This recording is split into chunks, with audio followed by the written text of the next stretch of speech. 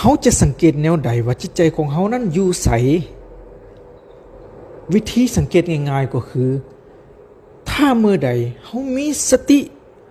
รู้ตัวทั่วพร้อมอยู่ในการคิดในการเว้าในการเฮ็ดนั่นแสดงว่าจิตใจอยู่กับเนื้อกับตัวหรืออยู่กับตัวเฮาอยู่แต่เมื่อใดเฮาไปรับรู้ความสบายกายสบายใจอันใดอันหนึ่งเกิดขึ้นและความบ่สบายกายบ่สบายใจอันใดอันหนึ่งหรือรู้สึกเฉยๆไปรับรู้สิ่งเหล่านี้นั่นแสดงว่าจิตใจเฮาไปอยู่กับเวทนาเมื่อใดจิตใจของเฮาไปคิดถึงอดีตที่ผ่านมา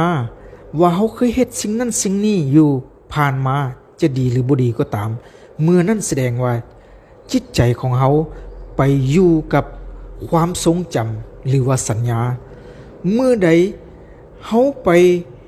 คิดเรื่องต่างๆในอนาคตที่ยังมาบ่ถึงจะเป็นเรื่องดีบ่ดีความกังวลต่างๆเกิดขึ้น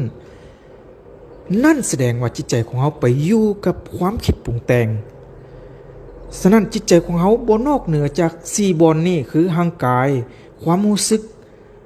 ความทรงจำและความคิดปรุงแต่งมีแต่4บอนนี้เท่านั้น